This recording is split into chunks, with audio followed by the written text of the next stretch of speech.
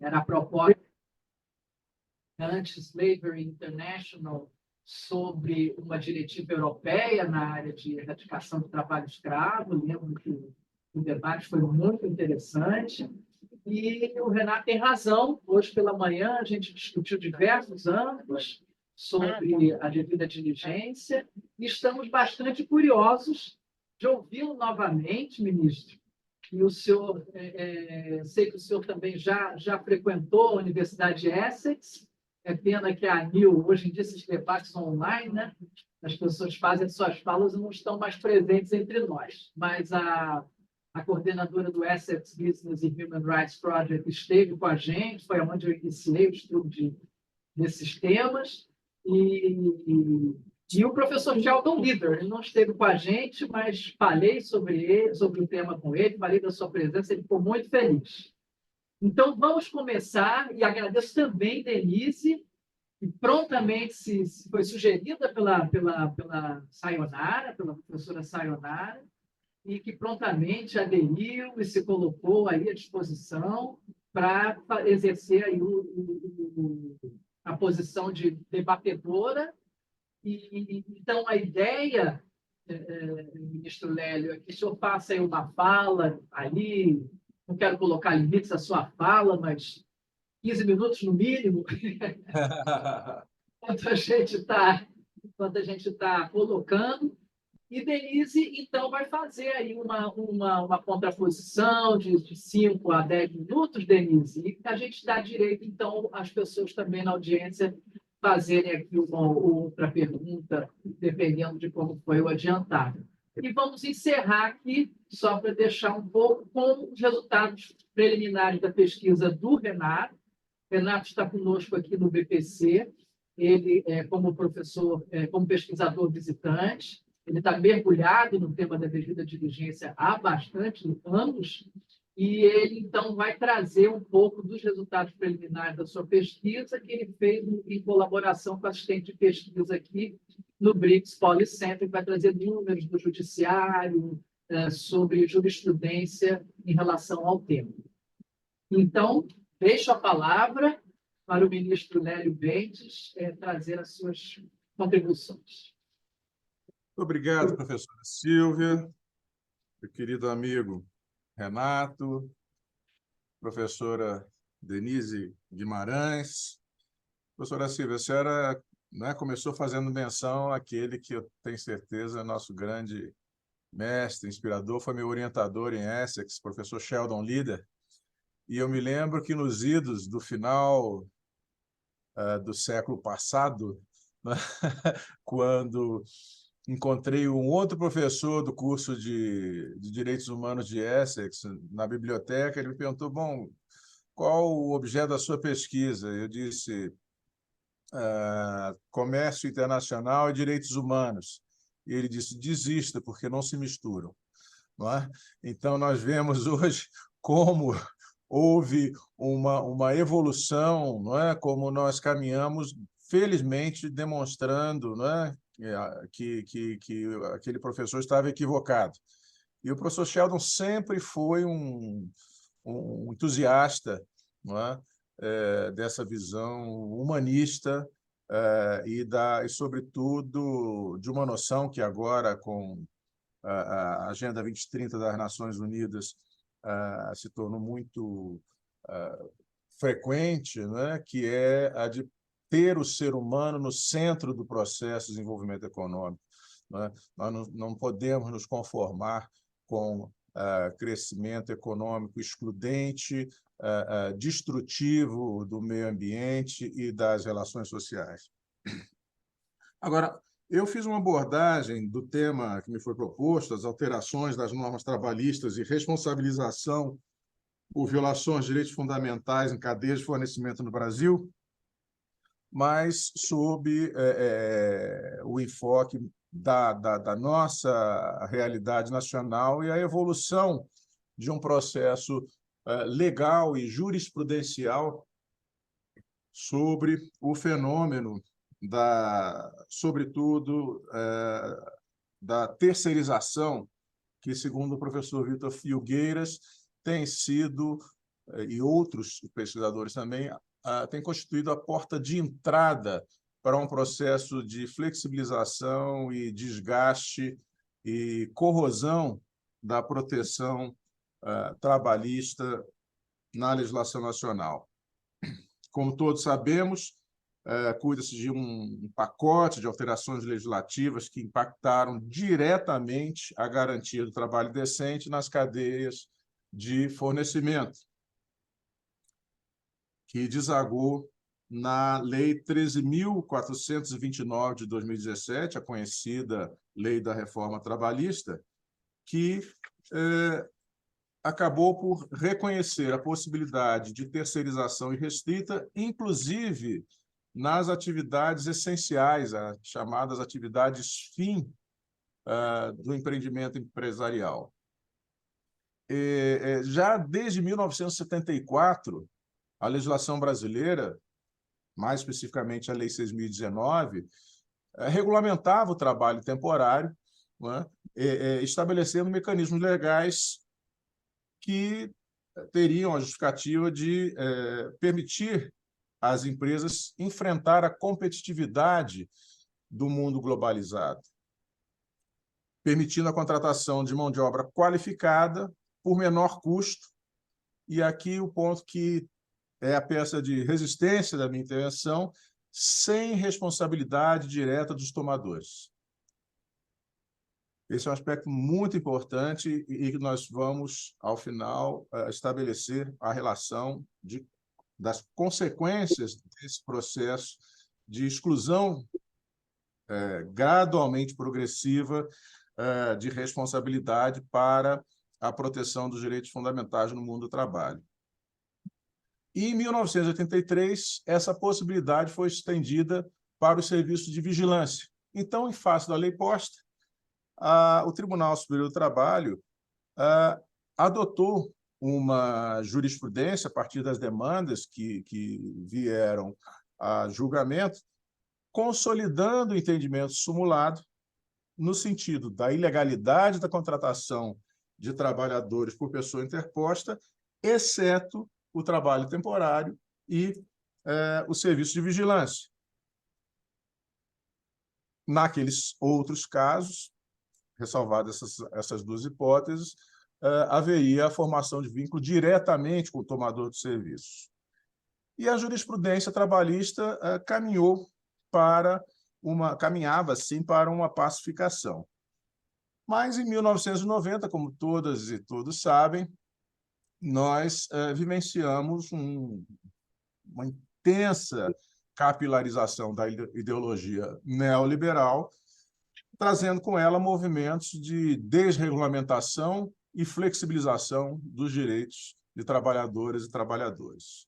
Uma tendência estabelecida em nível mundial e que provocou uma reação por parte da OIT, que, em 1998, adota o conceito de trabalho decente, definindo como tal aquele exercido em condições de liberdade, equidade, segurança e dignidade humana, que confeririam concretude aos 4 objetivos estratégicos da OIT, já bastante conhecidos, a saber, o emprego produtivo de qualidade, a proteção social, que é um aspecto extremamente relevante para o mundo. Hoje, segundo dados da OIT, nós temos cerca de metade da população mundial sem qualquer proteção social, mais de 4 bilhões de pessoas, a garantia do diálogo social e a garantia de empregos com direito, ou seja, contrariando aquela postulação segundo a qual, para se gerar empregos, seria necessário reduzir direitos. A OIT estabeleceu como premissa para a definição de trabalho decente a consagração de direitos no mundo do trabalho e elencou, à época, os 4 princípios fundamentais, hoje 5, que são exatamente a liberdade sindical e o reconhecimento do direito à negociação coletiva, a erradicação do trabalho forçado, a eliminação do trabalho infantil e a eliminação também da discriminação em matéria de relação ao emprego. O quinto direito fundamental, que ingressou mais recentemente nesse rol, é o direito a condições de saúde e segurança no trabalho. Muito bem. No bojo desse processo, em 1993, a jurisprudência do TST mudou para admitir, além da terceirização no serviço de vigilância e no trabalho temporário, toda e qualquer forma, ou toda e qualquer atividade meio das empresas, ou seja, aquelas não essenciais ao objetivo do negócio, em contraposição exatamente às atividades fim ou atividades estruturais. E daí resultou, em 2011, a edição da súmula 331 do Tribunal Superior do Trabalho, que condicionava ainda, estabelecendo uma garantia do devido processo legal para os tomadores do serviço, a condição de que eles houvessem participado da relação processual para que pudessem ser incluídos no título judicial a ser executado pela Justiça do Trabalho. Um outro aspecto relevante que marca a jurisprudência da primeira década deste século da Justiça do Trabalho diz respeito à restrição da responsabilidade subsidiária da administração pública, que hoje é uma das maiores terceirizadoras de mão de obra, no sentido de contratação de mão de obra terceirizada do país. Foram estabelecidas várias exceções, inclusive afastando a responsabilidade decorrente do mero inadimplemento das obrigações trabalhistas assumidas pela empresa prestadora. Ainda assim, com toda essa flexibilidade conferida ao entendimento inicialmente restritivo da Justiça do Trabalho, em 2014 e 2016 foram ajuizadas perante o Supremo Tribunal Federal a arguição de descumprimento de preceito fundamental número 324 e o recurso extraordinário número 958-252, ambas visando a atacar a constitucionalidade da súmula 331 do TST.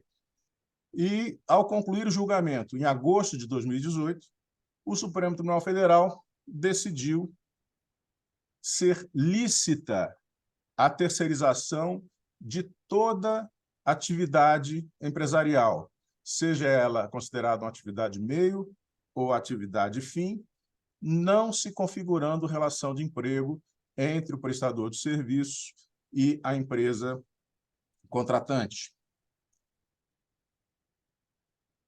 Mas ressalvou que nesse processo de terceirização compete ao tomador de serviço verificar e assegurar a idoneidade e a capacidade econômica da empresa terceirizada.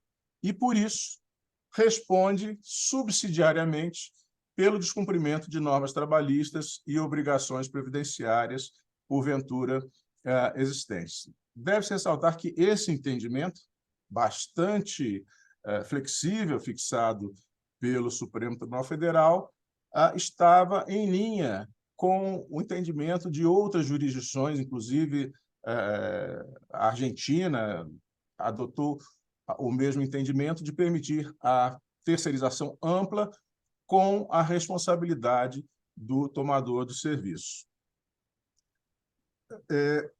E assim foi declarada a inconstitucionalidade da súmula 331 por ofensa aos princípios da legalidade, da livre iniciativa, da livre concorrência e aos valores sociais do trabalho, o que, de alguma forma, é objeto de perplexidade, não é? Porque esse processo na verdade, ele, como nós vamos abordar aqui em seguida, ele favorece a corrosão desses valores fundamentais estabelecidos na Constituição brasileira. E é nesse cenário que sobrevém a publicação, então, da Lei 13.467, de 2017, que, ademais de franquear a terceirização sem responsabilidade do tomador de serviço a todas as atividades empresariais, meio ou fim, ainda enfraquece de uma forma muito impactante a representação sindical. Deve-se dizer que a representação sindical no âmbito das atividades terceirizadas é frágil por si só. Esses trabalhadores não são, em regra, acolhidos pela representação sindical dos empregados formalizados, contratados pela empresa, e também não integram, em regra, sindicatos próprios. E, com isso, há uma desproteção no que diz respeito à organização coletiva. Ademais disso, né, a lei da reforma trabalhista consagra um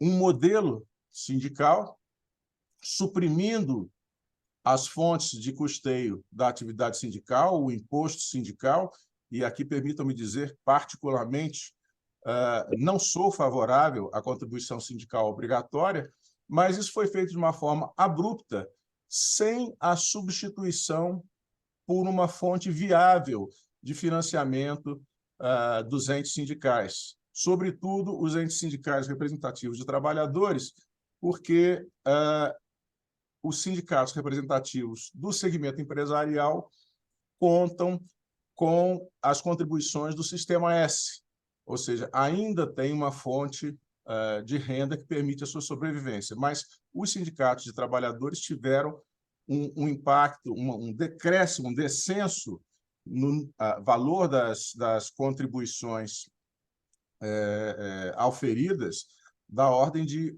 90%. Né? Isso levou ao fechamento de vários sindicatos em todo o Brasil. Então, e, ademais disso, a própria lei enfraquece o papel da representação sindical ao permitir a negociação direta entre a empresa e grupos de trabalhadores e trabalhadores a partir de um certo patamar salarial, à época, coisa de R$10.000. Os acordos celebrados pelo trabalhador diretamente com a empresa prevaleciam sobre a negociação à vida com o ente sindical.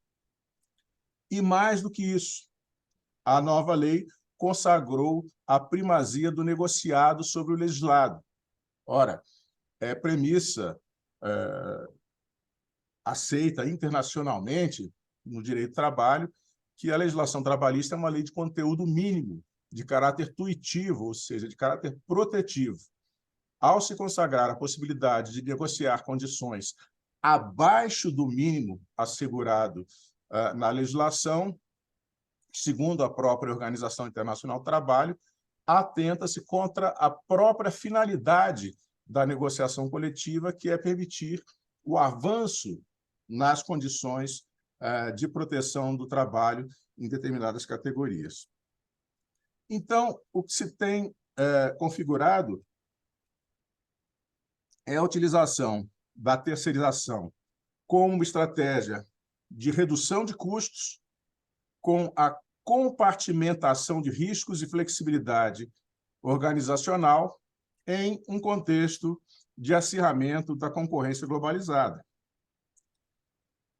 Agora, em termos práticos, como eu mencionei inicialmente, o que se constata é a fragilização da proteção trabalhista mediante a consagração de simulacros de relação de emprego, aprofundando as desigualdades sociais e, acima de tudo, excluindo a responsabilidade daqueles que são os últimos beneficiários do trabalho prestado. Com isso, aprofundam-se as desigualdades sociais, desmontam-se direitos sociais e inibe-se a organização coletiva. Professor, eu verifico que eu alcancei aqui o limite dos 15 minutos.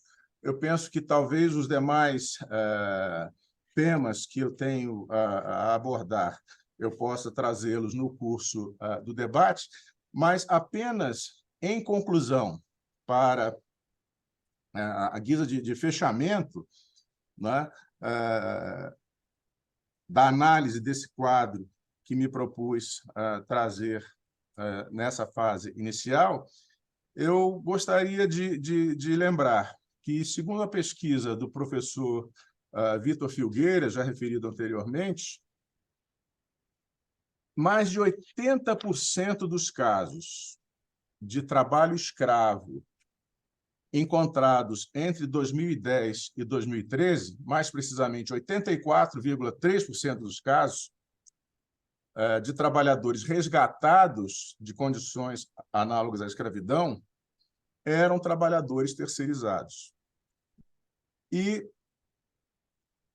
não é infrequente, ao contrário, é quase regra que os proprietários de estabelecimentos urbanos e rurais flagrados na exploração de trabalho escravo, diante decorrente de terceirização, costumam alegar desconhecimento da situação, que apenas se valeram de um instituto legalmente consagrado de contratação de uma pessoa interposta para a prestação de serviços. Várias pesquisas têm sido conduzidas e as conclusões efetivamente convergem no sentido de que a terceirização, conquanto possa se admitir, não é? A sua utilização como meio de alcance de uma competitividade num contexto de competição globalizada, né, que caracteriza a economia atual, ela tem sido responsável por uma brecha extremamente importante para a precarização, para a redução de garantias, para na verdade, diminuição da condição de dignidade e cidadania no mundo do trabalho. Temos hoje uma discussão colocada perante o Supremo Tribunal Federal e o Congresso Nacional relacionada com as plataformas de trabalho, que não se confundem com terceirização, mas que trazem, na essência, um pensamento muito similar, não é? E que trazem uma visão de empreendedorismo que eu confesso que ainda não consegui assimilar. Certos estudiosos, diante de um adolescente de 17 anos, conduzindo uma bicicleta alugada a um banco, com uma caixa com o nome de uma empresa de alimentos que não lhe pertence, levando um sanduíche, uma refeição que por ele não será consumida, esses pesquisadores dizem que estão diante de um empreendedor. Eu aí o que vejo é pura e absoluta exploração, violação de direitos fundamentais e um risco para a integridade do tecido social num período de tempo bastante breve. Essas pessoas, ademais da exploração que sofrem atualmente, não contribuem para a Previdência, não têm direito a qualquer prestação de seguridade, de assistência, não têm direito à aposentadoria. Então, nós estamos criando um problema cujas consequências serão cobradas num futuro bastante próximo. E lembrar, como eu tenho certeza que já foi amplamente discutido na fase da manhã. Peço desculpas, não tive oportunidade de acompanhar, que estava aqui envolvido em outros compromissos do tribunal. Lembrar que essa é uma preocupação que já vai em estado bastante avançado no contexto internacional, particularmente na comunidade europeia, como lembrava a professora Sílvia, não é? A comunidade europeia finalmente adotou, não é, professora, lançou a proposta de diretiva sobre devida diligência em direitos humanos em fevereiro do ano passado. E isso significa uma condição à qual os setores produtivos, sobretudo aqueles que pretendem colocar seus produtos no mercado internacional, devem estar bastante atentos. Lembrando que essas diretivas referem-se à cadeia de valor, ou seja, vai muito além da cadeia produtiva, e a diligência exigida se impõe em relação a direitos ambientais, a direitos humanos, de um modo geral, aí incluídos os direitos sociais, dos quais o direito do trabalho é uma parte muito importante. Então, eu agradeço mais uma vez o convite, peço desculpas pela impossibilidade de estar presente fisicamente, espero poder fazê-lo no futuro próximo, e me coloco à disposição para nós prosseguirmos aqui com a nossa conversa. Obrigado. Muito obrigado, em nome dos que estão aqui. Com certeza, a gente tem aí um esclarecimento bastante grande da evolução da questão da terceirização aqui no Brasil. E há pouco eu estava lendo um capítulo escrito pelo senhor mesmo, de um livro talvez até antigo, e o Ricardo Rezende te mandou um abraço, porque ele também era um organizador da Comissão Pastoral da Terra, ele soube que o senhor vinha aqui hoje, ele pediu, olha, dê um abraço nele. E o senhor estava falando, o senhor, nesse capítulo, definia exatamente o que seria o gato, qual é o perfil do gato, não sei se o senhor lembra bem. Isso me remonta exatamente ao fato de que, como o senhor também denominou nesse artigo, nesse capítulo, que o gato poderia ser ou um empreiteiro, ou uma pessoa jurídica, ou uma física, ou até um amigo do escravizado.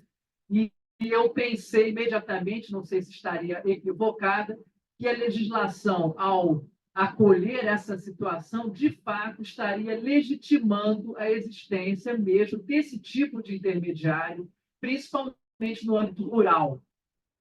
Não sei com relação à esfera urbana, mas certamente os resgatados no âmbito rural, tema que eu venho trabalhando e estudando há pouco tempo, inclusive ligados ao desmatamento, eles são, obviamente, aliciados e exatamente por esse tipo de intermediário, o agenciador de mão de obra, que pode figurar de várias modalidades, desde uma pequena pessoa jurídica a serviço da fazenda, até um primo, enfim, em várias situações.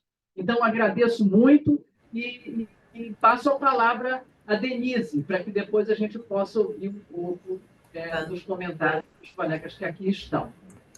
Eu queria saber se eu teria uns 10 minutinhos, que eu fiz uma apresentação. Sim, com certeza.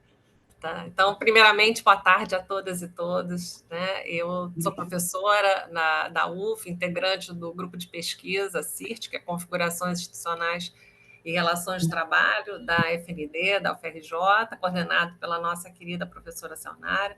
Queria agradecer o convite do BRICS Policy Center também, nas pessoas do Renato Bignani, da Sílvia e da Júlia Bud também, que foi muito gentil comigo, e pela oportunidade de assistir todos esses debates assim, maravilhosos, pelo menos na parte da manhã, principalmente o do ministro Lélio Bentes, e essa oportunidade de ser debatedora aqui na conferência que a gente acabou de assistir. Né? Eu me sinto muito honrada de estar participando com o ministro desse evento, que além de presidente do TST, ele também é presidente do Conselho Superior da Justiça do Trabalho, e com todos e todas que estão aqui nos assistindo. Né? Eu reverencio a fala do ministro em muitos pontos, principalmente quando ele fala sobre essa importância da centralidade, não do trabalho, mas do ser humano, né, das discussões que estão ocorrendo no momento.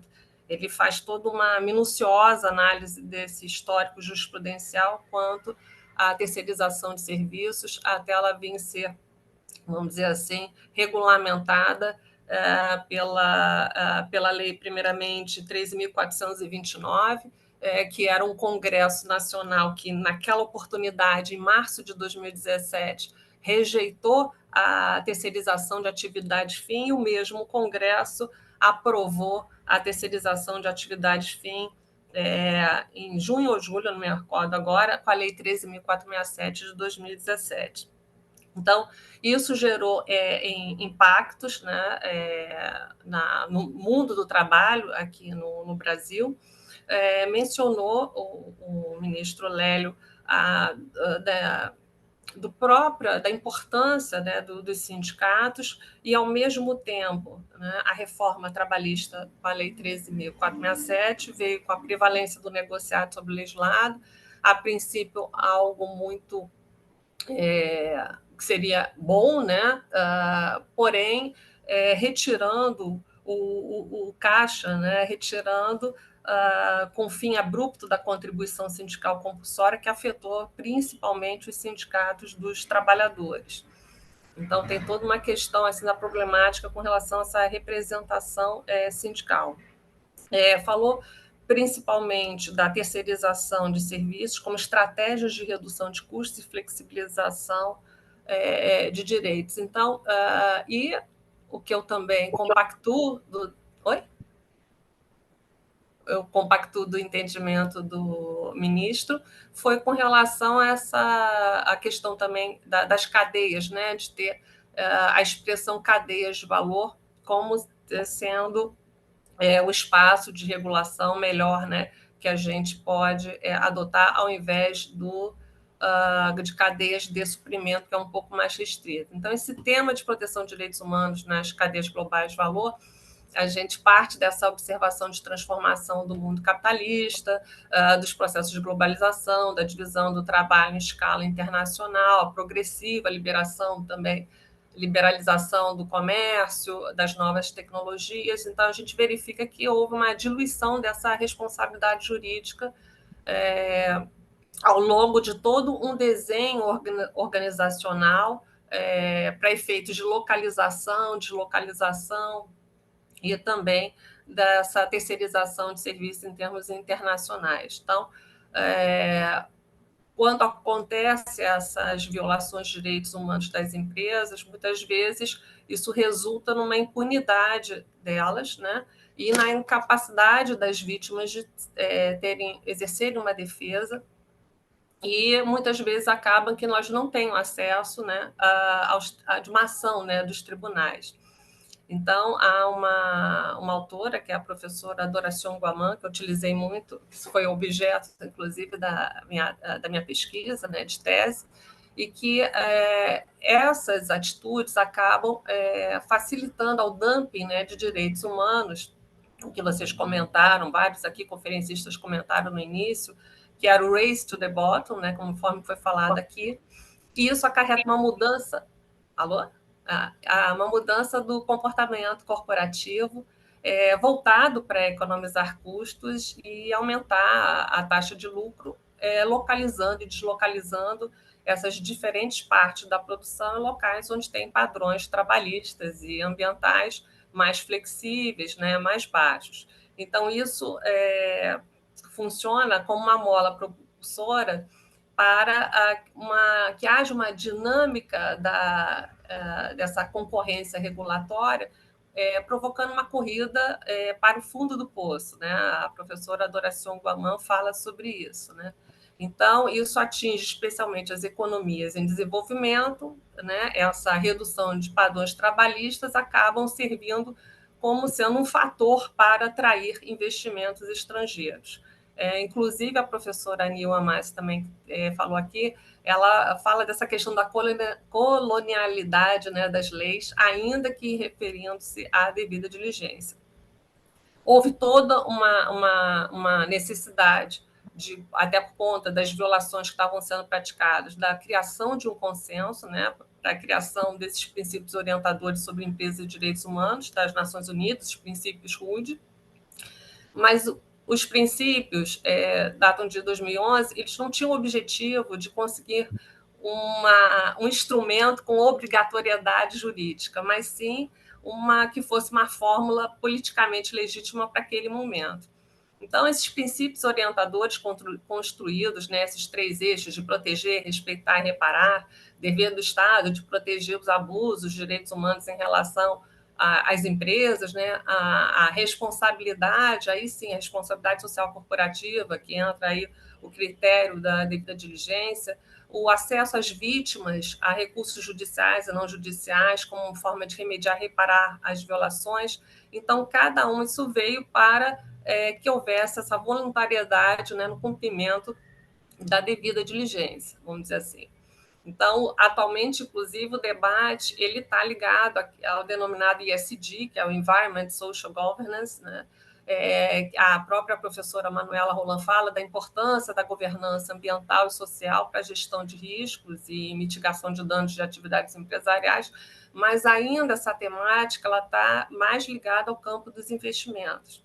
Inclusive, nós lá no CIT, no grupo de pesquisa, a gente estudou um texto do Gunton Teubner, que fala que, apesar de algumas dessas normas internacionais, enfim, elas se caracterizarem como sendo algumas ferramentas, né, inclusive da devida diligência, não obrigatória, né, caracterizar com aspectos da voluntariedade, os códigos de conduta, às vezes a pressão, né, que existe, né, dos consumidores, a pressão da sociedade, isso pode transformar em algo que se diga que seja uma hard law, né, ou algo que se aproxime isso, que seria uma constitucionalização corporativa. Achei importante questionar isso.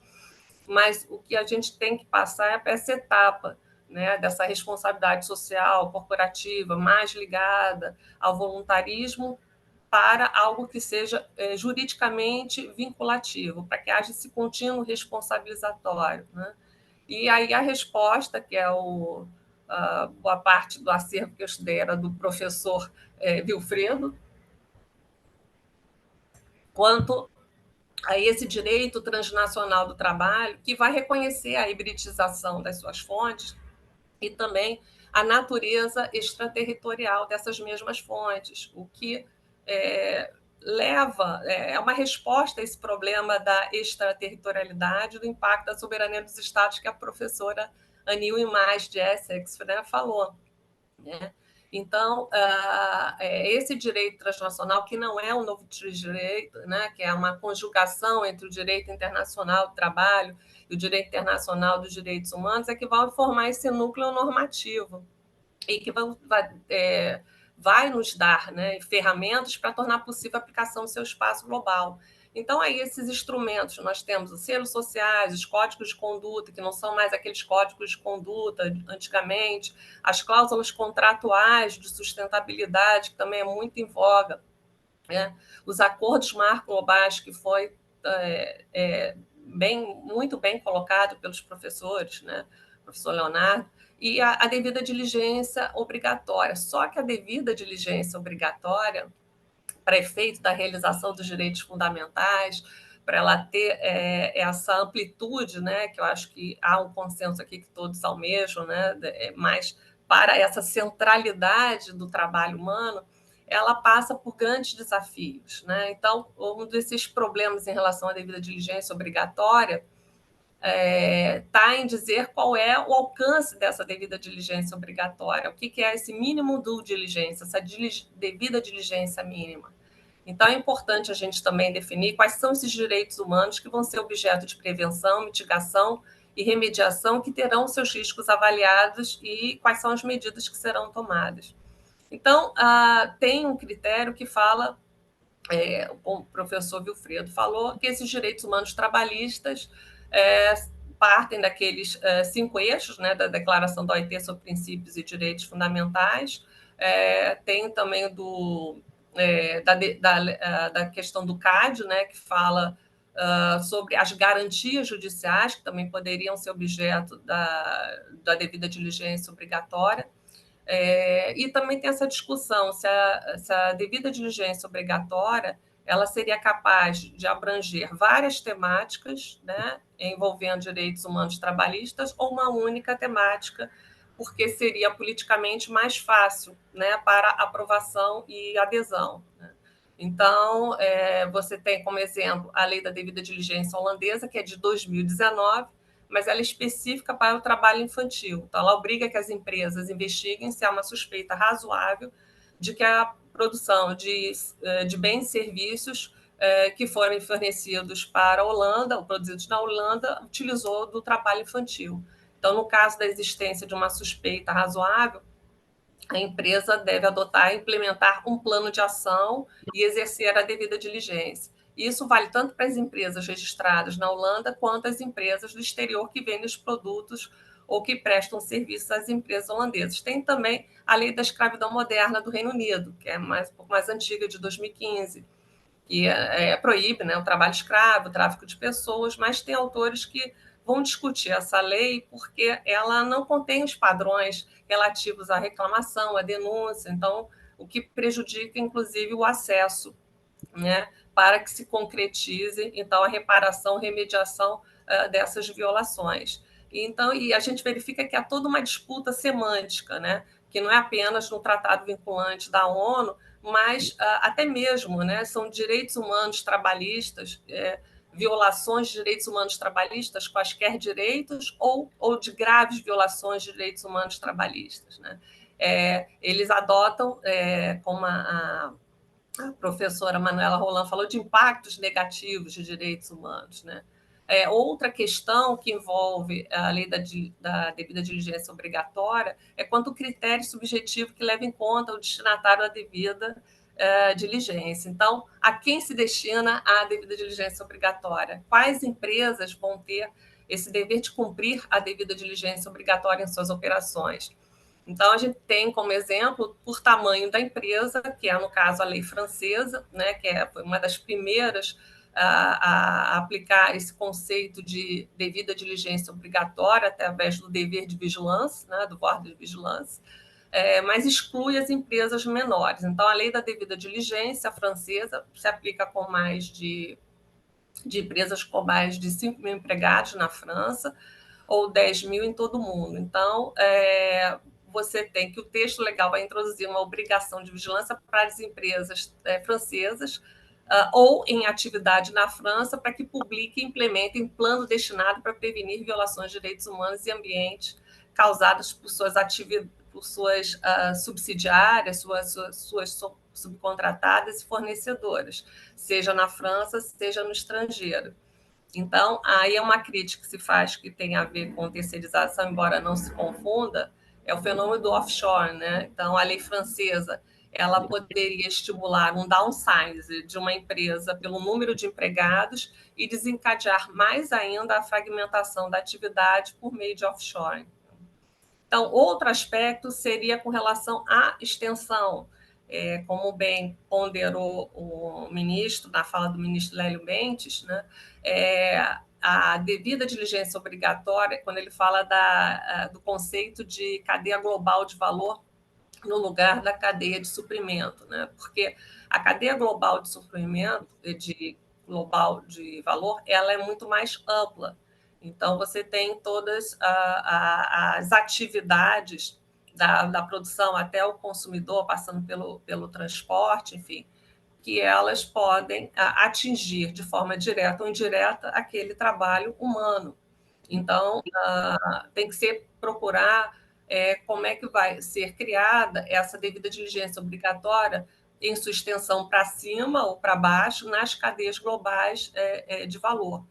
E as cadeias globais de valor também, o que alguns autores chamam de propiciar o monitoramento, rastreamento de possíveis violações graves, né, de direitos humanos nas cadeias, é observar qual seria esse perímetro geográfico, né? e que envolveria os segmentos ou as camadas de estágio dessas cadeias, né? Inclusive no que se refere ao trabalho informal. E aí nós chegamos aqui no Brasil e a uma questão, né, que eu acho, eu posso afirmar pelo estudo que eu fiz, que nós temos um impacto regulatório bastante significativo, né, em termos da lei, com a Lei 13.467, que foi a lei da reforma trabalhista, nos aspectos que o ministro Lélio salientou, e embora esteja se buscando, né, a criação de um marco nacional regulatório sobre direitos humanos em empresas por meio do projeto 572, que a própria professora Manuela Roland colocou, né, do OMA, né, que acho que contribuiu, ele estabelece, né, esse processo de devida diligência obrigatória. Mas eu penso que essa lei da devida diligência, considerando o nosso atual momento, né, que ainda sofre com as consequências dessa profunda reforma que nós vivenciamos em 2017, em vários aspectos, inclusive de ordem processual, né, que ela considere a responsabilidade jurídica abrangendo as obrigações em termos de cessação, não repetição, reparação de graves violações perpetradas, seja direta ou indiretamente, pelas empresas com domicílio ou economicamente ativas no Brasil. Esse projeto, embora até ele estabeleça uma responsabilidade solidária que vai se estender sobre toda a cadeia de produção, ele não é específico em relação à responsabilidade trabalhista ou civil trabalhista, né? Mas somente a responsabilidade civil, administrativa e criminal. Então, são essas as considerações. Desculpe se eu falei muito rapidamente, e eu agradeço a todos aqui a minha participação. Obrigada. Obrigado, Denise. Desculpe se eu me excedi o tempo. Excelente, muito bom. E gostaríamos mesmo, depois, com certeza, teremos mais oportunidades para entender melhor o seu posicionamento sobre o PL. Inclusive, até acrescentaria que você tem razão, nesse momento complexo, o PL, né, pós-reforma trabalhista do governo Temer, e também o Congresso do jeito que está. Né? É sempre bom a gente lembrar que hoje a gente tem um Congresso muito peculiar em termos de redução de direitos, né? Então, são temas que, para o momento, nos deixam bastante preocupados, né, quando eles entram em pauta. O que eu ia sugerir agora é que a gente, para que o ministro Bentes, se puder estar com a gente por mais 10 minutos, que seria muito interessante, o Renato quer apresentar a pesquisa dele.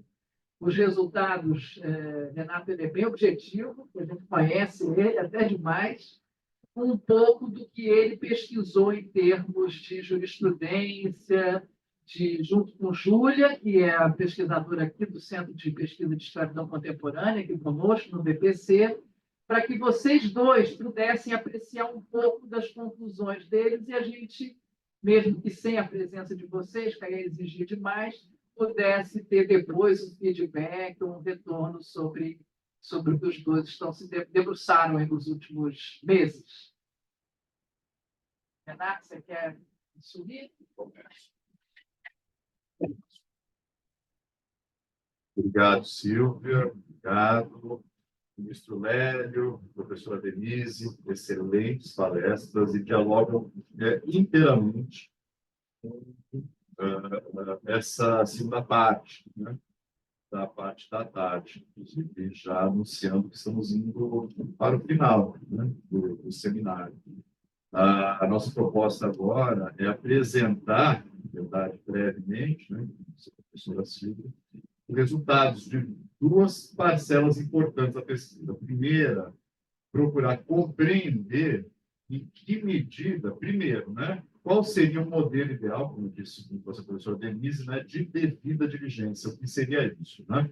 Os ordenamentos alemão, francês, diretiva, enfim, a holandesa, nenhum deles se debruça sobre isso. Talvez a lei alemã seja a lei um pouco mais avançada e completa, até porque ela estabelece algumas etapas. Há toda uma discussão realizada no contexto da doutrina da responsabilidade social corporativa, né, a qual procura-se se compreender sob um viés da voluntariedade, né? E aí, como eu disse, na parte da manhã, reafirmo a minha posição pessoal mesmo, no sentido de que soft law pode e deve ser direito em construção, né? O que hoje é soft, amanhã não necessariamente o será, né? Poderá ser um dispositivo absorvido completamente pela hard law, né? E passar, portanto, a integrar o ordenamento, né? Com viés mandatório, né? Essa é a minha posição, esse é um desafio que eu imponho para mim mesmo, compreender em que medida nós estamos conseguindo trazer todo esse arsenal, todo esse acervo de práticas de soft law relacionadas com responsabilidade social corporativa para o hard law, né? Para a coercibilidade do sistema de justiça. Esse é um desafio pessoal que eu, particularmente, entendo que estamos a duras penas, isso é verdade, a professora Denise traz aí uma preocupação com o momento, né? A duras penas estamos trazendo ou, enfim, impulsionando, né, a evolução do direito para esse resort, vamos chamar dessa maneira, mas eu sou otimista, eu acredito que sim, nós estamos direcionando a cultura jurídica e judiciária para esse caminhar, né? Quero acreditar nisso firmemente. E é nesse contexto que eu vejo esse pulular de leis de devida diligência, né? E aí, olhando para outro arsenal, né? O arsenal do direito internacional, o qual também vem desenvolvendo diversos mecanismos, a maioria do soft law, né? Isso é verdade, mas que inspiram, sim, essa definição do Instituto da Devida Diligência para fins de efeitos que gerem efeitos jurídicos, né? Ou seja, para fins mandatórios. E aí eu estou tratando especificamente, a gente tem normas, né? Tem normas privadas, a gente tem o 26.000, tem a SA 8.000, que são normas, e se nos debruçarmos sobre elas, verificaremos que são normas bastante avançadas. No entanto, são normas privadas, né? E são normas ligadas à discussão, né, voluntária da RSC, da Responsabilidade Social Corporativa. Em que medida essas normas inspiram um delineamento e uma formatação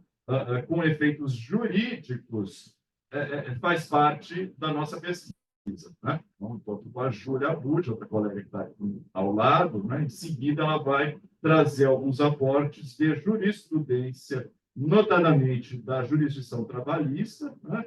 E a minha ideia é trazer um pouco esse contexto dessa formatação, né? Inspirada em diversas fontes, né? Mas uma formatação do que seria uma devida diligência mandatória, robusta, né?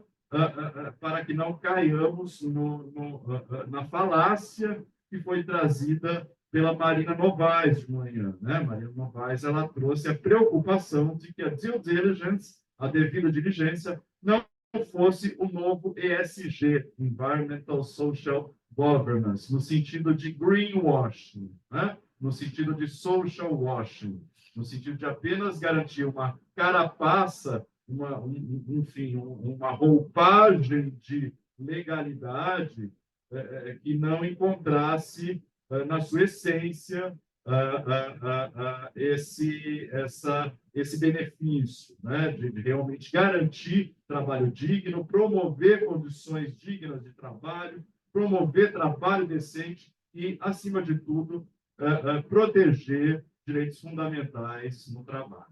Então, essa é a proposta. Eu vou convidá-los a olharmos um pouco do contexto, né? Contexto todo atual parte da noção desenvolvida tanto no âmbito da OCDE quanto no âmbito da OIT de discussão sobre o que seria uma conduta empresarial responsável. Essa é a terminologia que está sendo utilizada.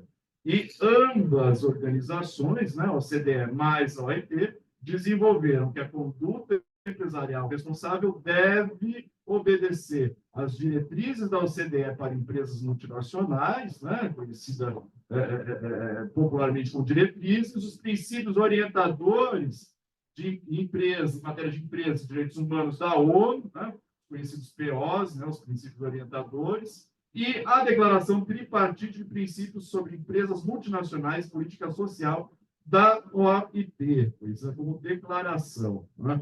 No âmbito da OCDE, se desenvolveu, então, para garantir o pleno desenvolvimento do que eles chamam de conduta empresarial responsável no âmbito dos Estados-membros. Né? No âmbito da OCDE, temos o desenvolvimento do PCN, né, que é o ponto de contato nacional. Todo país que adere a essa discussão e ao modelo de due diligence proposto nas diretrizes da OCDE, concorda, inclusive, em manter em seu território um ponto de contato nacional, um PCN. Né? É um ponto focal mesmo, né? É a pessoa que vai dar vida às diretrizes, mediar eventuais conflitos derivados das diretrizes e por aí vai. Né? Outro ponto importante é que, uma vez que determinado Estado-membro realize adesão a esse modelo das diretrizes, ele também concorda em implementar um modelo de due diligence baseado no risco, né? E não aquela due diligence, como falávamos na parte da manhã, para compliance, né? No sentido de uma due diligence corporativa realizada nos processos de aquisição e fusão entre as empresas. Não é definitivamente dessa devida diligência que falamos quando tratamos de direitos humanos e empresas. Tá? A devida diligência de direitos humanos e empresas é uma devida diligência baseada no risco para direitos fundamentais de terceiros, de pessoas afetadas pelas operações dessas empresas, e não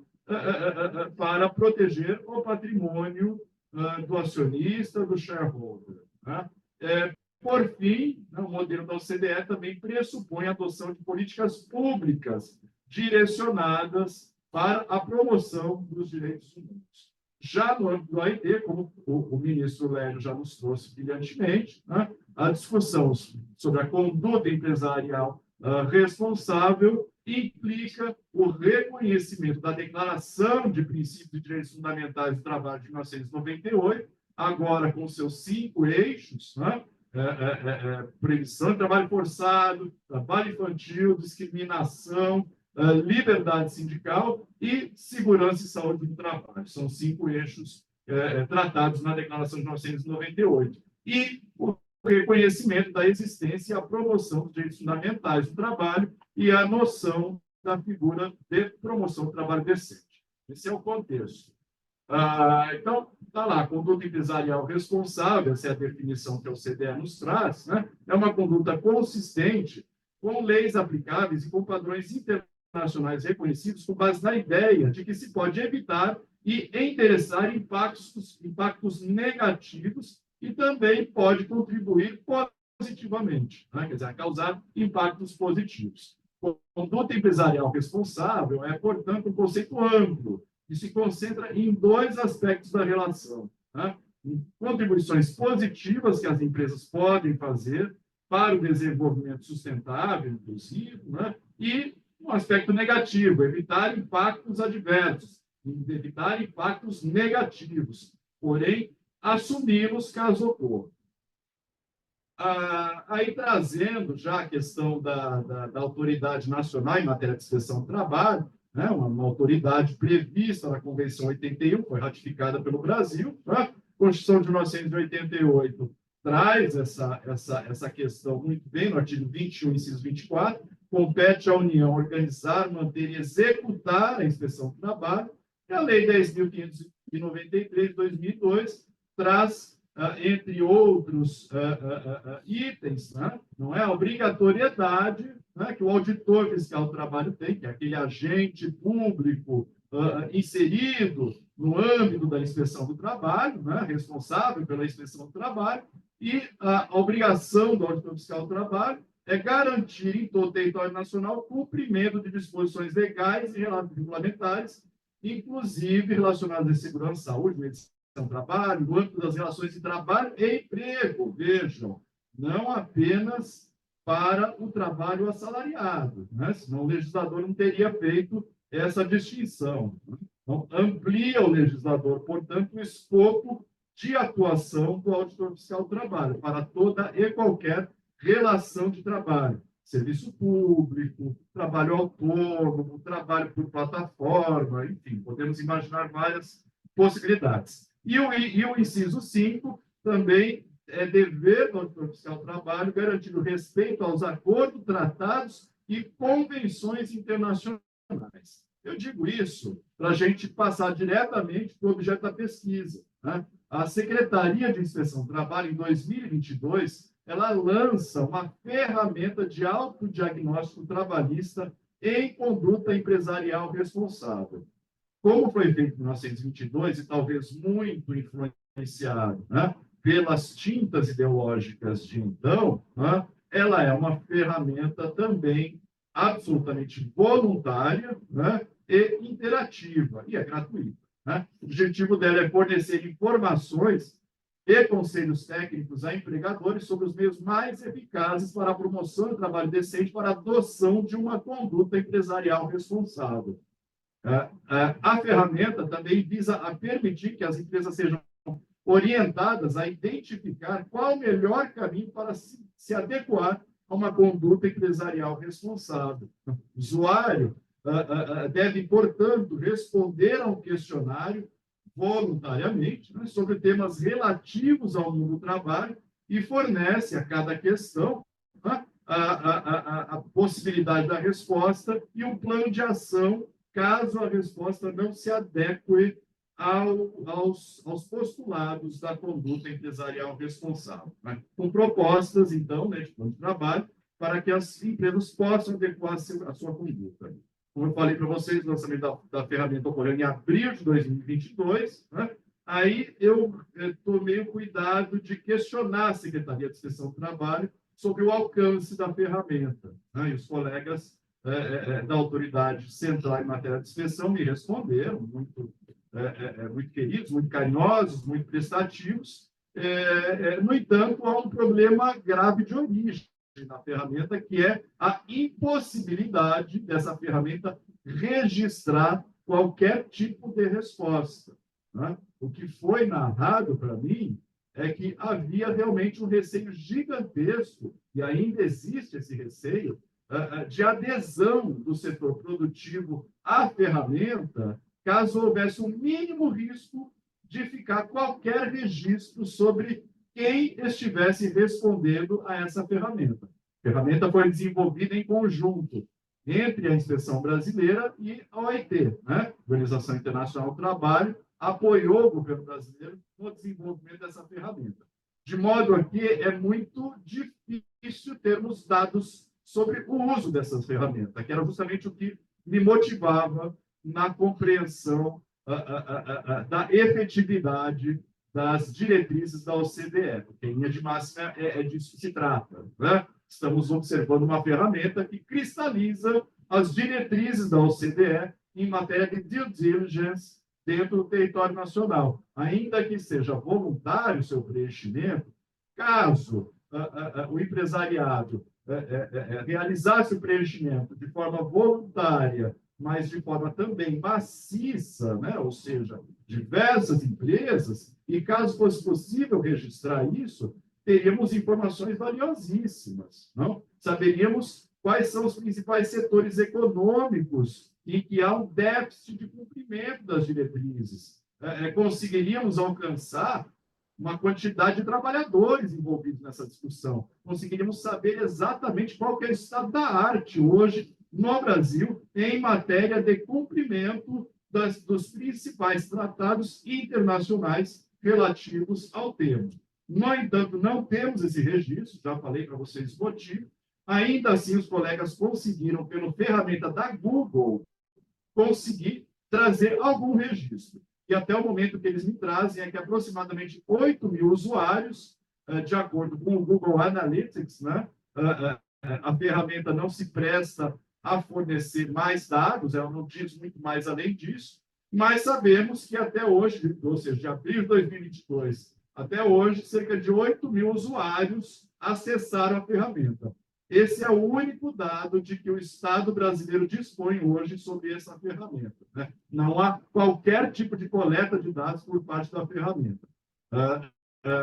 O que os colegas me dizem é que o autodiagnóstico está hoje passando por uma reformulação, né? E a partir dessa reformulação, eles acreditam que será possível passar a coletar esses dados sobre o setor, atividade econômica, de forma anônima, sem que com isso prejudique a acuidade e a legitimidade da ferramenta dentro do setor produtivo, né? Aí eu passo para os senhores apenas os módulos. Hoje, essa ferramenta conta com 4 módulos: um módulo de conduta social responsável para micro e pequenas empresas, um módulo de conduta social responsável para grandes empresas multinacionais, um módulo sobre devida diligência, e é sobre esse que eu me debruço de forma mais contundente, e, por fim, o primeiro módulo setorial do agronegócio, né, do setor agrícola, rural. O módulo específico de devida diligência, que é justamente aquele sobre o qual eu me debrucei, ele é baseado no guia da OCDE de devida diligência para uma conduta empresarial responsável, o qual foi, por sua vez, adotado pela recomendação do Conselho sobre o guia da devida diligência para uma conduta empresarial responsável. Por sua vez, o Brasil adere a essa recomendação no dia 29 de maio de 2008, né? Mesmo a mensagem da chancelaria brasileira junto ao Conselho. Uma vez que o Brasil adere, segundo a ótica e a lógica da formação da OCDE, ele se obriga a efetivamente implementar o guia. Então, hoje, de certa forma, o guia é parte do ordenamento nacional, não é? Ou seja, se tínhamos alguma dúvida sobre qual que é a formatação da devida diligência, o guia nos responde. Ele é um guia bastante completo e bastante moderno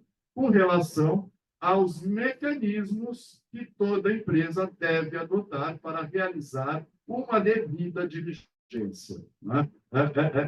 Mutatis mutandis, ou seja, contrário sensu, caso alguma daquelas medidas não seja adotada, essa empresa recairia sobre uma indevida diligência, undue diligence, logo, o quinhão de responsabilidade poderia, inclusive, ser majorado, né, sobre a eventual violação de direito de preceito fundamental.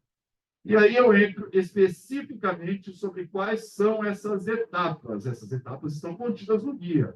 Isso é devida diligência. Essas etapas são muito parecidas, inclusive, com as etapas que estão previstas na lei alemã, né? A lei alemã ela traz esse formatão aí do que seria uma due diligence. A francesa não traz, né? A Modern Slavery Act muito menos, né? Então é isso que a gente está procurando compreender, né? Crescer e construir a noção do que seria essa obrigação, né? Inclusive de manhã houve tangenciamos a discussão sobre se seria obrigação de resultado, obrigação de meio, né? A Corte Interamericana de Direitos Humanos, ao julgar o caso Brasil Verde, né, o conhecido caso Fazenda Brasil Verde, em determinado momento, ela passa a se debruçar sobre o que seria a obrigação de devida diligência. Aí, no caso, obrigação do Estado Nacional, né? Isso é a obrigação do Brasil. E a Corte diz textualmente, devida diligência é obrigação de meio. No entanto, caso todas as etapas relacionadas com essa obrigação de meio não sejam superadas adequadamente, o Estado-membro, no caso o Brasil, atrai para si toda e qualquer responsabilidade por eventuais violações de preceitos fundamentais, justamente porque ela não respeitou a devida diligência, ou seja, foi um país negligente ao observar a obrigação de dever de cuidar. Então, quais são essas medidas? Ele é um processo contínuo, né? Não é um processo estanque, não é um processo que pare, não é uma certificação, né? Não é fornecimento de um selo, não é nada disso. Devida diligência é, portanto, um processo contínuo que implica, em primeiro lugar, a incorporação da conduta empresarial responsável nas políticas e sistemas de gestão da empresa para realizar devida diligência. Então, todo tipo de sistema de gestão deve incorporar, né, todos esses princípios relacionados à devida diligência. Programa de gestão de riscos, né, é disso que nós falamos. A segunda etapa, o mapeamento, né, da cadeia de fornecimento, identificar e avaliar os impactos adversos reais ou potenciais sobre as questões de conduta empresarial responsável. Né? A terceira etapa, cessar, prevenir ou mitigar esses impactos. E essa terceira etapa tem conexão direta com o quinhão, com o cálculo, com o quantum, né, indenizatório que vai se desenvolver, não é, no debate de uma eventual ação judicial, por exemplo. Né? Aqui, nesse momento, é que eu também tenho condições de avaliar, né, qual foi o grau de responsabilidade dentro de uma cadeia de fornecimento de cada um dos elos. Né? De cada um dos elos. Quarta etapa, monitorar a implementação e os resultados, né? Justamente para readequar soluções, corrigir trajetórias, não é? Aprender com erros, sempre no sentido de, prioritariamente, prevenir a lesão, prevenir a violação. Né? Mas, caso a prevenção não tenha funcionado, né, possibilitar a remediação dos impactos. E essa já é a sexta etapa, após a quinta estar superada, que é a parte da comunicação junto ao stakeholder, né? E o stakeholder sempre uma noção muito ampla. Eu tenho acionista, eu tenho partes interessadas, eu tenho, eventualmente, sociedade civil organizada, e eu tenho, principalmente, as comunidades afetadas, ou, no caso em que falamos aqui, não é, direitos fundamentais dos trabalhadores, a coletividade, né, de obreiros, de trabalhadores de determinada cadeia de fornecimento. Aí eu já entro na análise. Né? Para eu realizar a análise, portanto, eu não podia contar com os registros que jamais foram feitos, né, na ferramenta oficial da Secretaria de Inspeção do Trabalho. Então, eu mesmo elaborei o formulário, né, Google, coisa bastante primária, né, mas partindo de toda essa estruturação, né, da devida diligência prevista no guia da OCDE, né, e o BRICS Policy Center generosamente me apoiou no sentido de distribuir esse formulário junto ao setor produtivo, né, para que nós conseguíssemos algumas respostas, pelo menos, né, para a compreensão de como o setor produtivo aplica na prática o guia da OCDE. Né? A primeira grande surpresa que nós tivemos foi a gigantesca e disseminada resistência do setor produtivo em preencher esse formulário. É um formulário de pesquisa, colegas, né? Não há nenhum objetivo punitivo nisso. Ele é um formulário absolutamente acadêmico.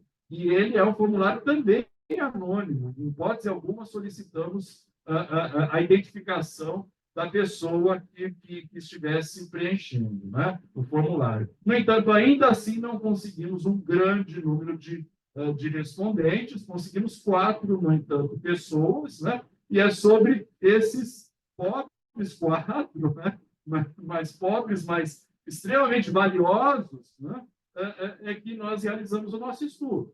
Então, vamos lá. Qual setor pertence à empresa em que você trabalha? Nós temos aí 50% desses respondentes trabalhando para a pecuária, né? 25% trabalhando em caça e pesca e 25% trabalhando com mineração. Né? Em qual país está sediada a matriz da empresa? E objetivamos compreender a transnacionalidade dessas empresas. Duas pessoas responderam trabalhar para empresas cuja matriz se encontra em Singapura. Uma se encontra no Brasil, ou seja, vejam, provavelmente uma transnacional nacional, né, brasileira, e uma na Alemanha. Quantos empregados em nível global possui a empresa que você trabalha? Né? Então, aí nós temos 25%, um quarto das pessoas que responderam, cerca de 115 trabalhadores. 50%, mais de 20 de 50 mil. Outro, 450 trabalhadores é a terceira hipótese. Ou seja, a imensa maioria são empresas realmente bastante robustas, bastante grandes, né? Mais de 20 mil trabalhadores no nível mundial.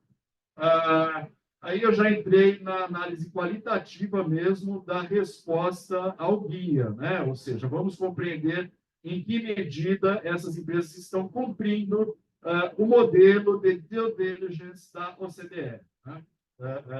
A sua empresa, por isso, possui políticas de CER formalmente estabelecidas, 100% diz que sim. Né? Ou seja, elas têm as políticas estabelecidas.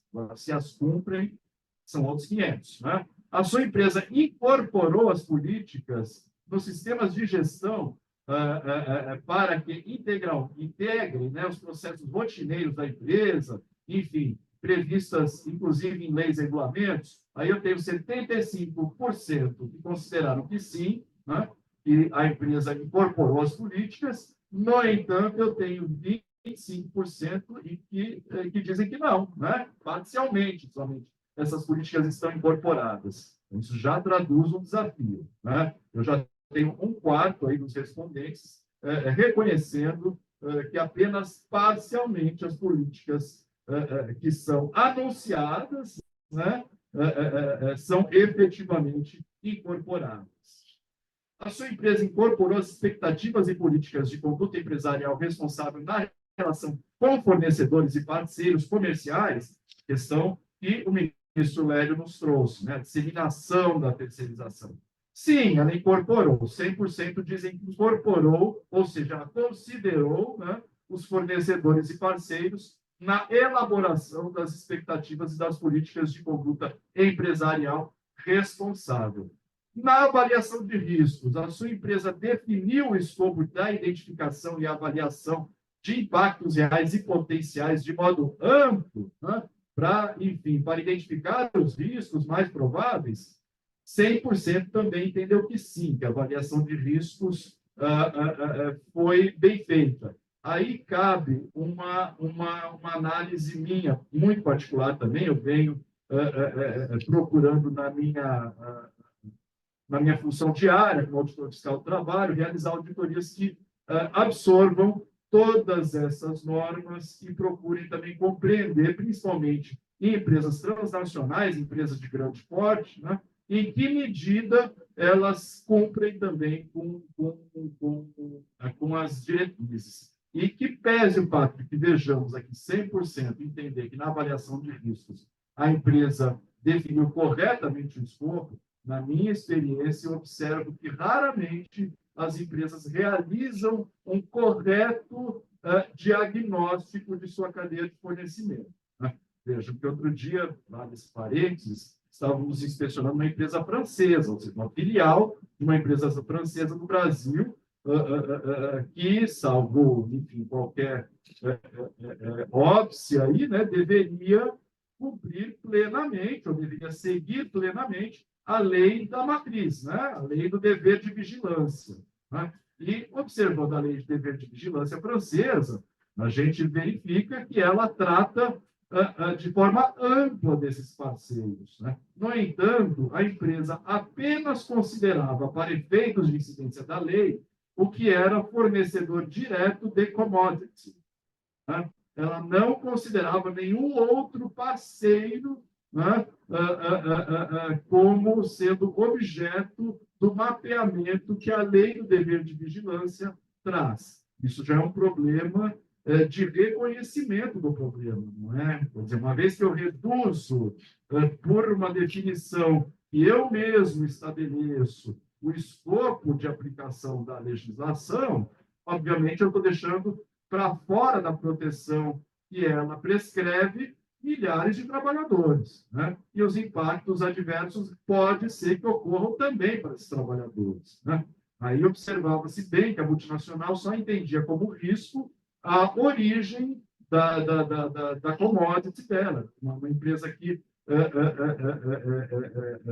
enfim, comprava muita commodity da África, de regiões de conflito e coisas do gênero. Então, no mapeamento e no reconhecimento do diagnóstico, ela focou nessa questão, nesse tipo de ambiente, e negligenciou outros tantos, inclusive alguns deles onde estava ocorrendo a violação do direito fundamental, né? No caso de assédio moral em parceiros dessa multinacional aqui no Brasil, né? Não tinha nada a ver com o fornecimento de matéria-prima, de commodity para a sua produção. No entanto, ela deliberadamente exclui esses parceiros do escopo do cumprimento da lei francesa. Isso é uma experiência própria. Não apareceu nesse estudo aqui. Nesse estudo aparece como reconhecimento de que plenamente a avaliação de riscos é completa, é plena, é feita de maneira inequívoca. Até mesmo porque poucas legislações definem de maneira completa qual que é a limitação do escopo da devida diligência, né? Até onde que a empresa deve realizar esse dever de vigilância, esse dever de cuidado, né? O Rugg trazia a noção de cumplicidade, trazia aquela noção de capacidade da empresa efetivamente como é que ele fala? É uma frase específica que ele usa. Capacidade, leverage, né, em inglês, ele usa a capacidade de impacto, né? Capacidade de gerar impacto. Claro que quanto mais longe estiver o elo, né, da matriz, né, claro que essa capacidade vai se dissolvendo, né? Também quanto maior a quantidade de parceiros ou clientes do fornecedor, quanto menor, ou seja, a sua dependência econômica da empresa principal, da empresa matriz, também menor a capacidade de gerar impacto dessa empresa sobre a outra. Uma série de critérios, uma série de fatores que evidenciam a necessidade de aprofundarmos os estudos nessas questões específicas relacionadas com a diretriz.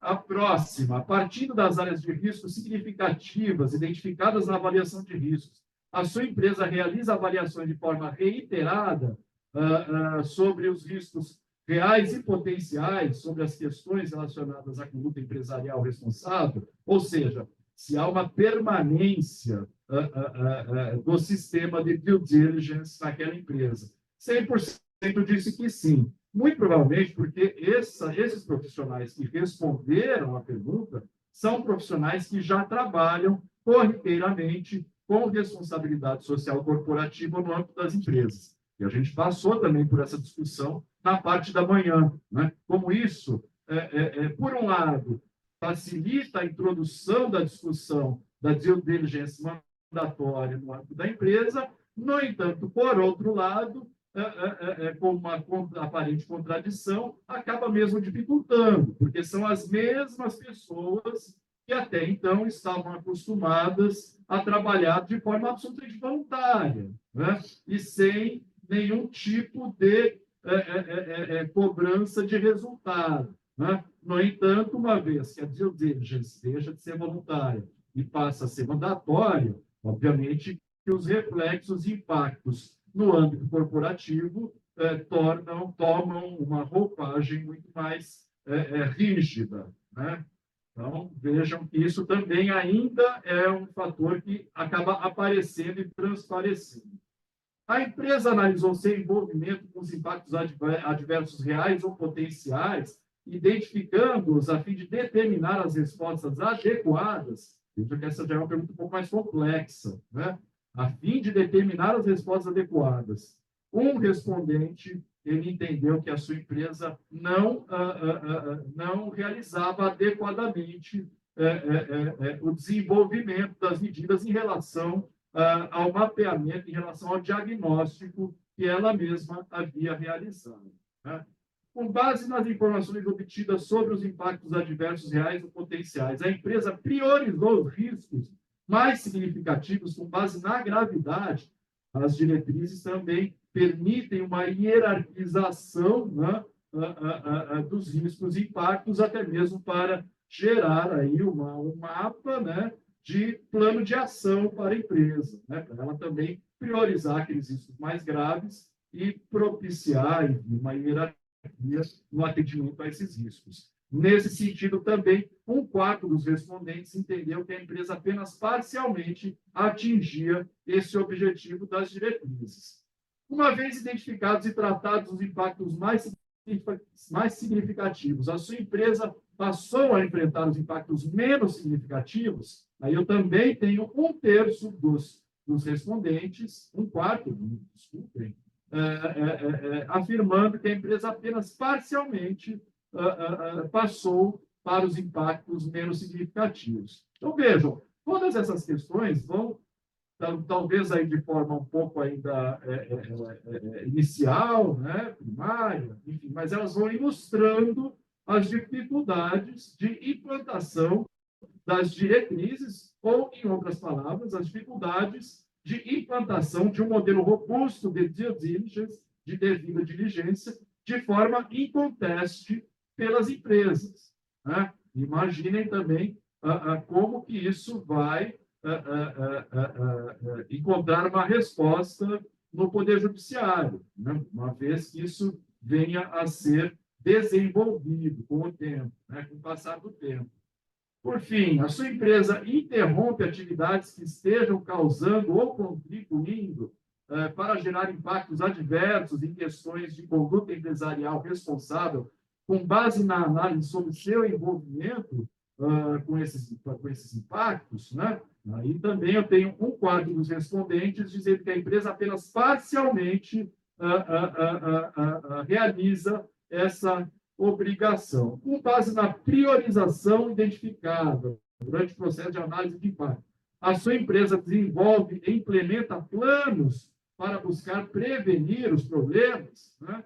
1/4 também disse que parcialmente. Então, veja, sempre tinha, não necessariamente é o mesmo respondente, né? Pode até levar algum tipo de dilação nesse sentido, mas não há conexão, né? Havia 4 respondentes, mas eles certamente se revezaram na sua percepção sobre como a empresa para a qual trabalha vem implementando as diretrizes. A sua empresa monitora a implementação e a eficácia de suas atividades de devida diligência, ou seja, suas medidas para identificar, prevenir e reparar os danos, né, realizados, ocorridos na cadeia de fornecimento.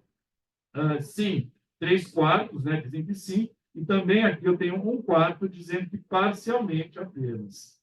Caso a resposta à pergunta anterior tenha sido positiva, a sua empresa utiliza as lições, o monitoramento, para melhorar esses processos no futuro, e eu tenho amplamente, né, 3/4 dizem que apenas parcialmente, ou seja, as empresas não estão acumulando expertise, né? Elas estão perdendo esse acervo, elas estão perdendo acúmulos que muitas vezes ocorrem até de forma traumática, né, em determinadas empresas, né? Imagine empresas que tenham sido responsabilizadas por práticas similares à submissão de trabalhadores a condições análogas à de escravidão, né? São empresas que, obviamente, têm a sua imagem manchada, né? Mas, ainda assim, aparentemente, elas não estão aprendendo com esses traumas que ocorrem,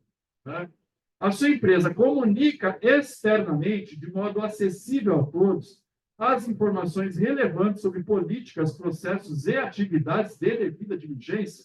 mesma resposta preocupante. 3/4 entendem que apenas parcialmente, né? Muito provavelmente porque as empresas ainda não absorveram em sua cultura corporativa a promoção de trabalho decente, a proteção dos direitos humanos e a prevenção às violações de direitos fundamentais, sobretudo com relação às populações mais vulneráveis. Significa também que as empresas ainda estão observando a devida diligência sob a ótica corporativa do compliance, e não sob a ótica que a própria OCDE já disse, risk-based, né? Baseada no risco, e é no risco para o direito fundamental, né? Para o detentor do direito fundamental, e não para o acionista. Ainda assim, a gente tem respostas bastante contundentes com relação a essas questões todas que foram tratadas amplamente aqui, né? Tanto na parte da manhã quanto agora na parte da tarde. A sua empresa, uma vez que identifique que causou ou contribuiu para impactos adversos, enfrentou tais impactos fornecendo ou cooperando na sua remediação, 50% entendem que sim e 50% apenas parcialmente, né? Empresa procurando fugir de sua responsabilidade, né? Então, isso também dialoga completamente com o debate sobre a devida diligência mandatória. A sua empresa prevê ou coopera com mecanismos legítimos de remediação, por meio dos quais as partes interessadas e os titulares do direito possam discutir, enfim, né, enfrentar essas questões todas para que sejam resolvidas pelas empresas. Também outra resposta preocupante, apenas 1/4 entende que sim, 3/4 entendem que apenas parcialmente. Esse é o resultado da nossa pesquisa, né? Uma pesquisa ainda muito inicial, bastante voltada para a discussão qualitativa do cumprimento do modelo de devida diligência, amplamente aceito, né, como sendo o mais avançado até a data, né? Seria esse da OCDE. Eu vou passar a palavra para a Júlia, que também, de forma bem breve, vai explorar aí o outro lado dessa pesquisa, que é o lado da compreensão sobre como o Poder Judiciário, né, em específico a jurisdição trabalhista, né, está observando questões correlatas, né, ou seja, em outras palavras, está contribuindo para a construção, né, da figura ou do instituto da devida diligência mandatória em território nacional. Júlia, quer dizer?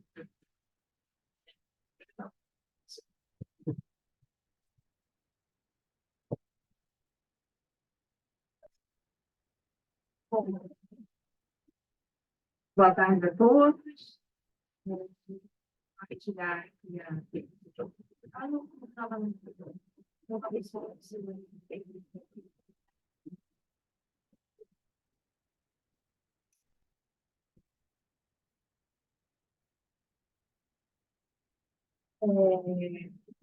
a gente começou com uma análise de jurisprudência, principalmente dos julgados que utilizam palavras-chave que a gente usou como metodologia para conduzir para onde a jurisprudência, como a jurisprudência a gente vai responder.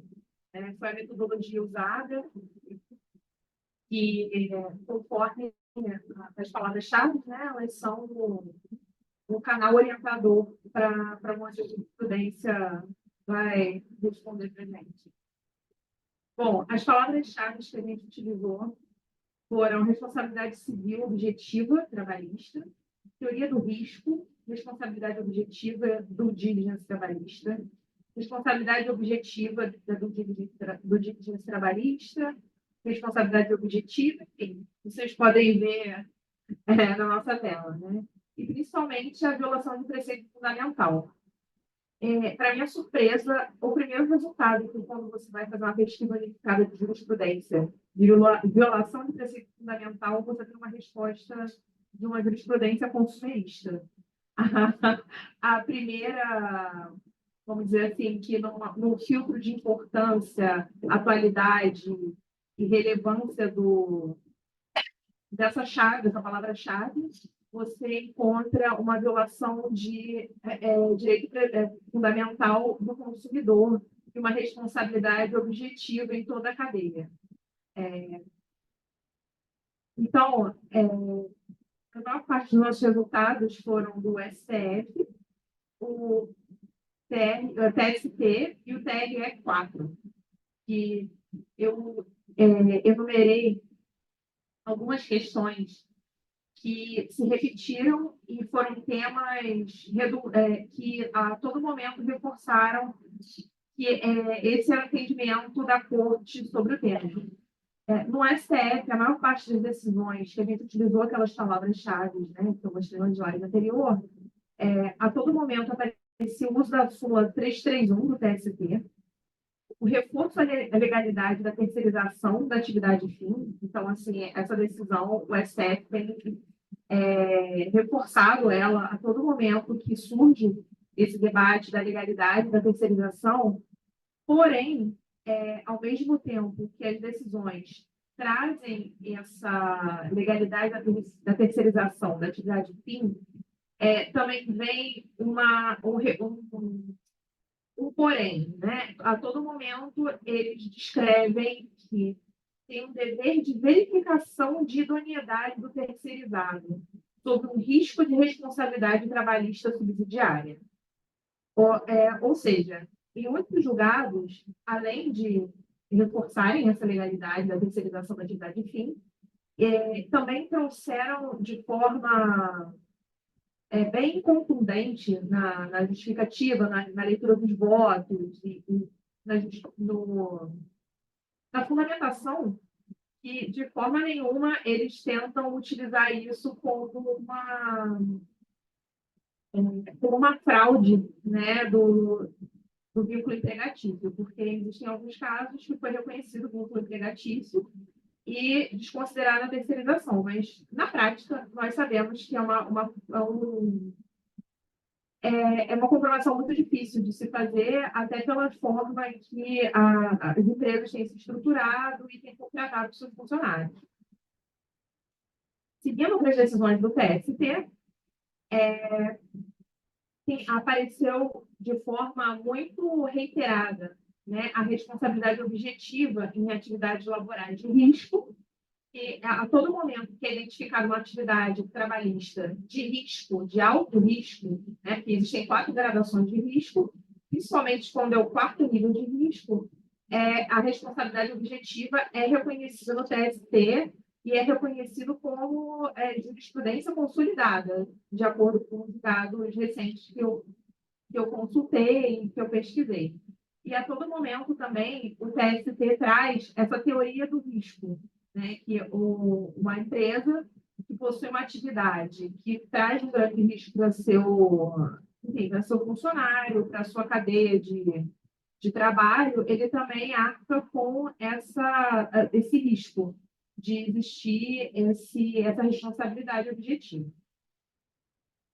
Seguindo, então, no TRT4, que muitas vezes, eu acho que talvez algumas decisões tenham sido derrubadas quando chegaram no STF, pela análise, teve, a todo momento, até o final de 2023, teve o uso do decreto 9.571 de 2018 como fundamentação legal de responsabilização em cadeia.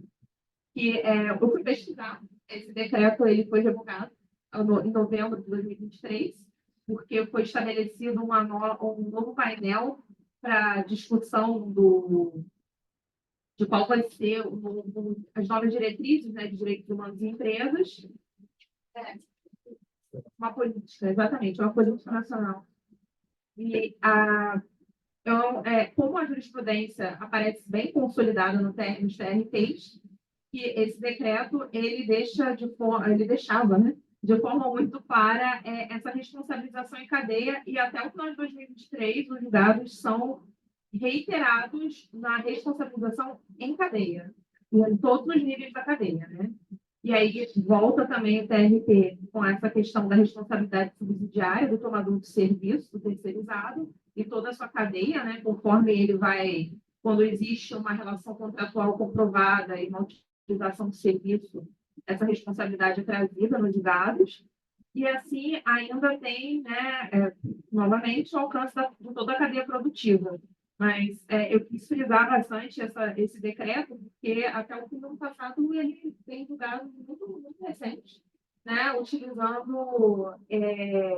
usando ele como fundamento e trazendo também direitos humanos, uma perspectiva de humanista dos direitos humanos para o direito trabalhista. Então, assim, esses foram nossos achados até o momento, né? Isso é uma amostragem, porque quando você faz uma pesquisa ampla, parecem 10 mil, 20 mil resultados. Então, eu fui tentando diminuir a amostragem, usando mais palavras para poder cortar um pouco, né? Delinear um pouco mais o nosso tema. E eu fui pegando também que as jurisprudências são decisões reiteradas do tribunal naquele assunto, né? Não uma decisão solta, geralmente. Então, essas foram as nossas conclusões de jurisprudência, nossos achados. Em alguns dias me surpreenderam um pouco, né? Então, obrigada pela atenção. Foram esses nossos achados. Júlia, muito obrigado, achei muito interessante. Gostaria só um pouquinho da opinião do ministro Lélio sobre o que ele achou da jurisprudência e sobre o que ele achou um pouco do posicionamento dele sobre o formulário. Enfim, ministro, o que o senhor poderia comentar a respeito um pouco, se o senhor tem ainda uns 5 minutos? Então, professora, assim, muito rapidamente, não é? Apenas, primeiro, cumprimentar o Renato e a Júlia pela pesquisa que estão conduzindo. O tema é realmente relevante. Eu me somo ao Renato na postura otimista com relação à devida diligência no nosso país, embora com um parênteses, uma pontuação a partir de uma observação da professora Silvia sobre a composição do Congresso Nacional Brasileiro, não é? Porque nós estamos caminhando em sentido contrário ao resto do mundo. Não é? Nós temos certamente a legislação mais avançada do mundo em relação ao combate ao trabalho escravo, mas o preceito constitucional da expropriação, permite a expropriação de terras onde se encontra trabalho escravo, não tem sido aplicado por falta de regulamentação. E a tendência do Congresso Nacional, na verdade, é rever o conceito do artigo 149 do Código Penal para torná-lo ainda mais restrito, não é? Enquanto o mundo está com olhos voltados para atitudes empresariais, condutas empresariais responsáveis, nós parecemos estar caminhando em sentido contrário. E essa tendência, também preocupante, ela se revela em algumas decisões do Supremo Tribunal Federal que, no âmbito, por exemplo, da terceirização, começam a atribuir ao empregado o ônus de comprovar a fraude no sentido de comprovar a fraude quando a responsabilidade pela demonstração da idoneidade do tomador compete ao empregador. Então, atribuir ao empregado o ônus de demonstrar que o ente tomador, a empresa tomadora, não foi diligente na escolha da empresa terceirizada. E isso também é bastante preocupante. Mas o caminho que é propugnado, inclusive pela professora Denise, na sua muito competente intervenção, de se definir com clareza o conteúdo dos critérios de devida diligência, a sua abrangência geográfica e, sobretudo, a sua conversão em conduta obrigatória por força de lei, sem dúvida nos traz esperança, porque, professora Silvia, me parece claro, a essa altura, que nós não teremos uma contra-reforma como houve na Espanha, por exemplo. A Espanha viveu a reforma e depois a contra-reforma. Nós não teremos uma contra-reforma no Brasil. Agora, o caminho da devida diligência, mediante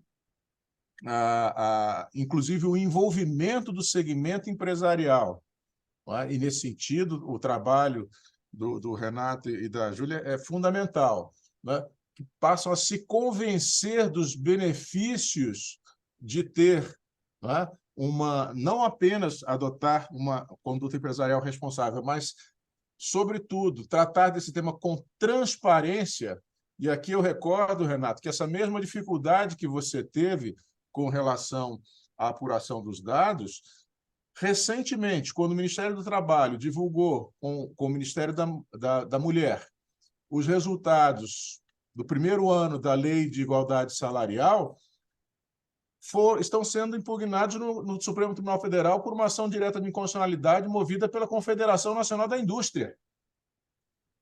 Com esse mesmo fundamento, não querem revelar, né, as políticas adotadas pelas empresas em relação à igualdade salarial. Não se quer saber quanto a empresa paga a seus empregados, o que se quer saber é se paga o mesmo para homens e mulheres. Então, é uma atitude de resistência que precisa ser vencida se queremos alcançar um patamar civilizatório razoável. E quanto à pesquisa conduzida na jurisprudência, embora, como a Júlia tenha adiantado, uma pesquisa ainda iniciante, mas me parece que vai por um caminho muito identificado com a realidade da evolução da jurisprudência nas diversas cortes. E eu até gostaria aqui, professora Silvia, de colocar à disposição do BRICS Policy Center e da equipe de pesquisa o nosso setor de pesquisa judiciária do Tribunal Superior do Trabalho, que foi criado há 2 anos, mas foi incrementado a partir do ano passado. Temos diversas parcerias, inclusive com o IPEA, e podemos facilitar dados e, por outro lado, também trocar informações e experiências, considerando, como eu já disse, a centralidade desse tema para o futuro muito próximo das relações de trabalho no Brasil. Então, eu quero, mais uma vez, me congratular com o BRICS Policy Center, me congratular com o Renato e a Júlia e me colocar à disposição, mais uma vez, professora Silvia, individualmente, sempre que participo, sempre que aceito os convites da professora Silvia, saio muito enriquecido com os debates e as informações que tenho a oportunidade de colher e espero que da próxima vez possamos fazê-lo pessoalmente, né? Esse intercâmbio fica muito mais enriquecido. E até mais uma oportunidade de visitar o Rio de Janeiro, né? E rever a minha querida Niterói. Renato está aqui. Eu agradeço muito, ministro, e agradeço também essa oportunidade de poder trocar, ter acesso também à jurisprudência, aqui por meio do nosso mestrado, nossos estudantes também, o Renato aqui coordenando tudo isso. E muito obrigado. Obrigado, Denise, também. Estamos aqui, então, encerrando. E obrigado aos que nos acompanharam aqui desde o início. Espero que esse seja apenas mais um encontro, que vamos fazer outros com um amadurecimento ainda maior dos resultados da pesquisa do Renato. Então, muito obrigada a todos. Tchau, ministro. Obrigado, ministro Velho. Obrigado, professor Denise. Sempre um prazer. Tchau, Denise. Vamos nos ver mais, vamos trocar mais ideias. Obrigada a todas e todas. Boa tarde. Tchau. Boa tarde. Tchau.